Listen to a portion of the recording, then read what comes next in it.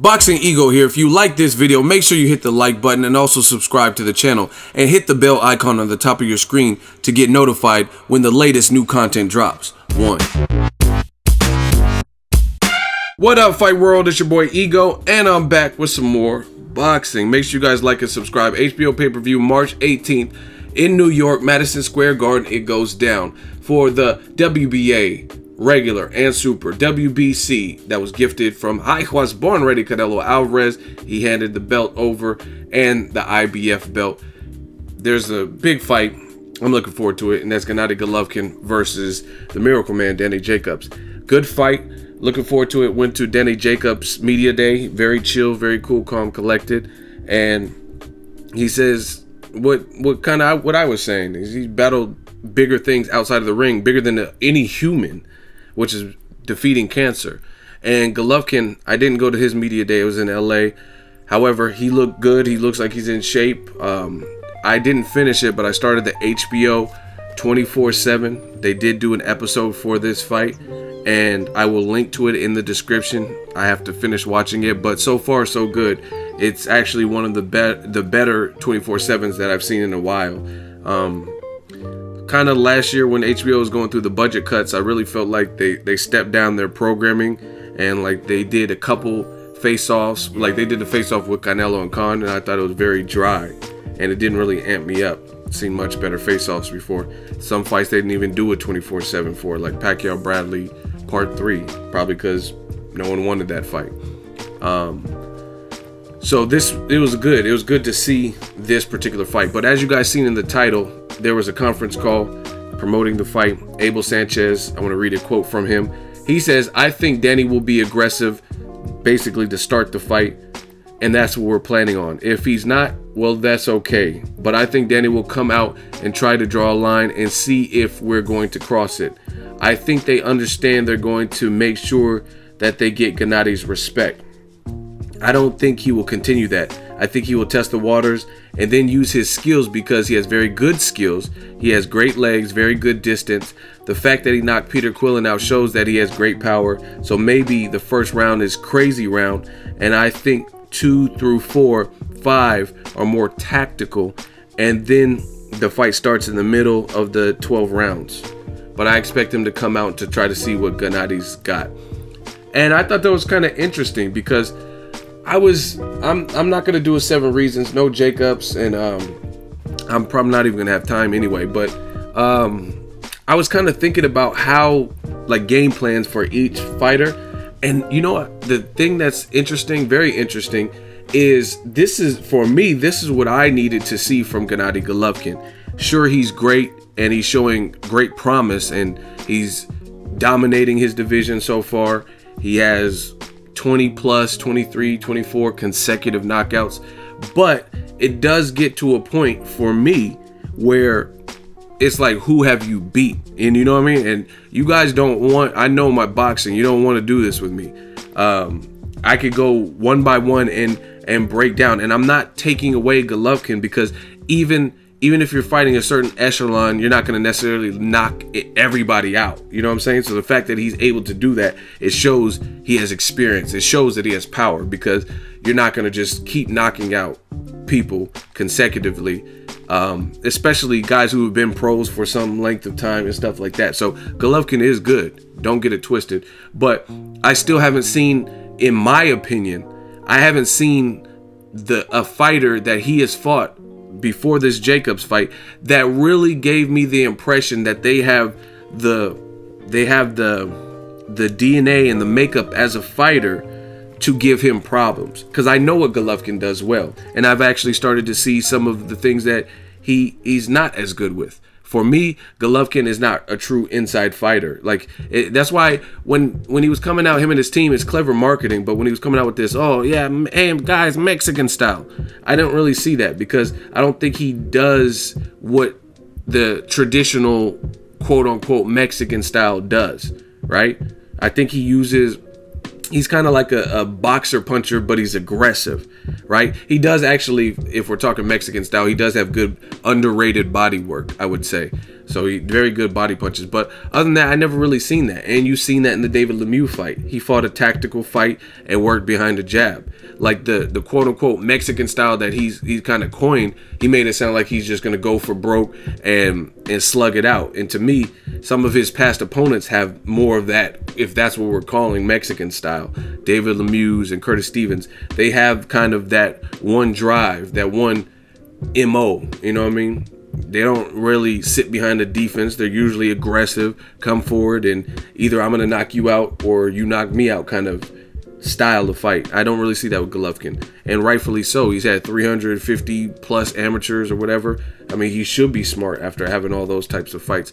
But to me, I never seen, like, even a fighter like Andre Durrell, even though I think they beat each other. I know Golovkin beat him in the AMs, but I think Durrell beat him too. But that is the type of style that I think would give him problems, right? Or the best chance of giving him problems.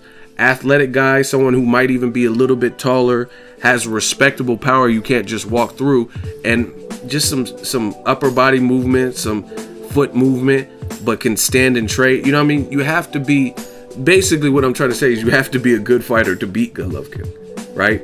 And you have to have certain intangibles. Like, power is good, but the guys that I've seen Golovkin fight that had power were shorter, noticeably shorter, like Curtis Stevens and David Lemieux. Plus, they don't really work behind any kind of defense, and it's not a good style. But Danny Jacobs, he's been stopped before, and to me, he's just more overall well-rounded. So this is a really good fight for Golovkin and for his resume, and also for Danny Jacobs, because if he wins, I mean, he just dethroned the boogeyman. So I like this matchup. But in past Golovkin matchups, I've seen people, and I never really gave any of them a shot. Like Ashita, it's cool that he's 6 feet tall and much taller than Golovkin, but he was a 154 pounder who moved up, and he wasn't known for power. I mean, don't get it twisted, because he knocked out James Kirkland without Ann Wolfe. That's his claim to fame. But you know what I mean? That's why the fight wasn't even picked up by HBO, because you know what I mean? It was a little Monte Carlo fight, or wherever they had it. I can't say the same about this fight. This is, even if you favor Golovkin, you have to understand that there is danger in Danny Jacobs' style. He has amateur. That's the other thing. He has. If anybody can upset Golovkin at middleweight, to me, it's Danny Jacobs, a guy who's a little bit taller, a guy who you're definitely not gonna. This is gonna come. I think Golovkin has a chin too. This is just a freestyle. I'm just talking about everything now. This is where I call the fans bluff. A lot of fans said in fights like Willie Monroe, "Oh yeah, he's letting him take free shots," or against Kell Brook, "Oh yeah, he's trying to bait Kell Brook in, so he's just letting him tee off." Okay, and then he's doing it for the crowd. I don't believe that. You guys can believe whatever you want. He just allowed Willie Monroe. I mean, I can understand as a fighter you would get more aggressive because you feel a guy can't hurt you or something like that. But to say he wants to get punched in the face repeatedly would be asinine. Not even that a guy can hurt you, but it's still leather going across your face. You know what I mean? Who wants to deal with unnecessary cuts, bumps, and bruises because they gave up free shots? That's stupid. Or what happens if you get thumbed in the eye, or you know what I mean, the laces like cut you, or the guy just hit you a weird angle and it breaks your nose. That's so even if you don't think he can hurt you power wise, it would be foolish for any fighter to want to get hit. Now, some fighters don't have a defense, so the only way they can get in close is to get hit, like a Ruslan Provodnikov. But I don't think fighters, by and large, that's what their aim is. And furthermore, this is where I'm going to call the fans bluff who believe that dumb shit, is let Danny Jacobs get free swings. It wouldn't be the fight you're expecting, because Kell Brook, he just radically moved up, no acclimation to the new division, and he kind of lifted Golovkin off the ground a little bit and was bopping his head up, things like that. So I mean, that was a welterweight who didn't really have residency at middleweight, and Golovkin says he's never been hurt. And that's another thing. To me, I don't see that as being a positive thing. I think that fear and knowing that you've been hurt can aid you. I don't know. I guess it just depends on the individual. But the reason I say that is because if you've never been hurt like Golovkin claims, how are you going to act when you're badly wobbled and you didn't expect that? You know what I'm saying? It's really, to me, that's weird. Like Sean Porter, I could tell he didn't expect Broner to be able to knock him down. Kell Brook was much bigger than Sean Porter. He was taller. He was known for having a good punch and finisher style when it gets you hurt. And Kell Brook never seated Sean Porter on his butt, and Broner did. So I could look at Sean Porter's face after he got dropped with the check hook by Broner. He was just like, what the fuck? Like, you know what I mean? He wasn't expecting that, right? But Sean Porter got knocked down in the amateurs by Dominic Wade, and I'm sure he's had tough fights. I'm sure he's had tough sparring where he has been hurt. So, you know what I mean? He knew what to do to make it out of the round. He's in good condition. So to me, it's kind of a little bit scary for Golovkin, the fact that he claims he's never been hurt. I mean, it sounds good, but I don't think there's any fighter that's inhuman and incapable of being hurt. I mean, we've seen guys with beards. Like Evander Holyfield, to me, has a crazy chin, and James Toney fucked him up, right? Antonio Margarito has a granite chin, and Shane Mosley was teeing off on him like nobody's business. Plus, you can also, it's not just about headshots. You can get hurt to the body, things like that. So, all in all, you guys have my word. If this is a fair and square win, stoppage win for either, you know, it's all, everything's on the up and up, I give a lot of credit to the winner, because this is that type of fight where both fighters have a chance. Like Golovkin is the right favorite. He's the one with the majority of the belts. He's the one that's never been stopped, and he claims he's never been hurt. But Jacobs, to me, is a very live dog in here. He does have some attributes that I think could trouble Golovkin. And it's interesting because I was thinking about what Abel Sanchez was saying on the conference call, and he thinks he's going to come out aggressive.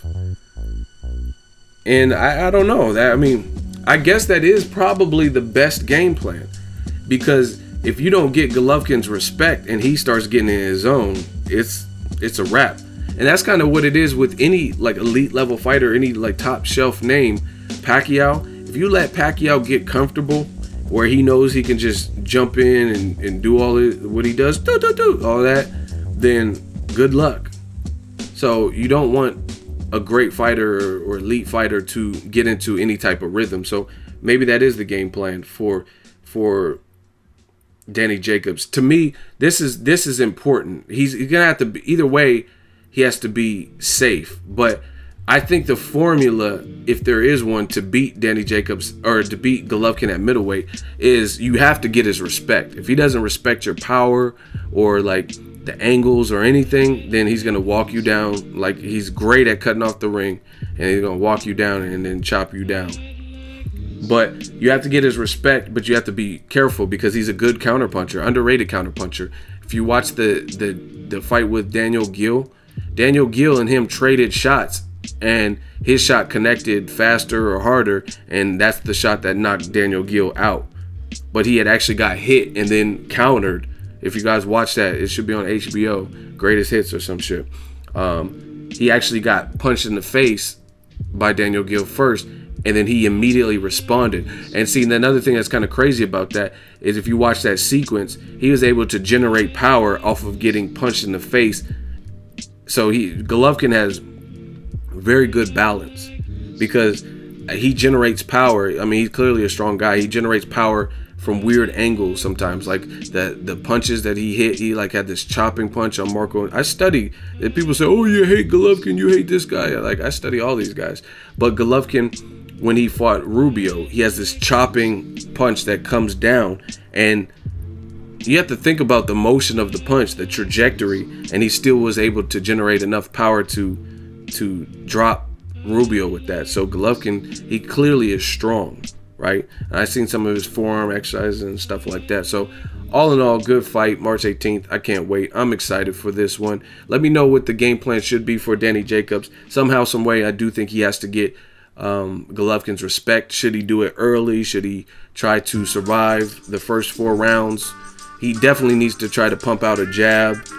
Go to the body would be a good thing. Just any way you can to discourage Golovkin from coming forward. If he comes forward, which he likes to do, if he cuts off the ring on you, then and traps you and shit, it's gonna be a hellish night for Jacobs. But let me know what you guys think. That's just some early thoughts. Abel Sanchez's thoughts from the media call. Let me know what you think. Drop it in the comment section. Make sure you share the video, like the video as always. Hate, comment, and subscribe. Till next video is Ego signing off. So if you enjoyed this video and want more content like this on the channel, you can show your appreciation by going to the PayPal donate button or the YouTube support button. And you can donate any amount that you feel is equivalent to the value of this video. Much more to come. Thank you guys for your support. Boxing Ego, the future of boxing.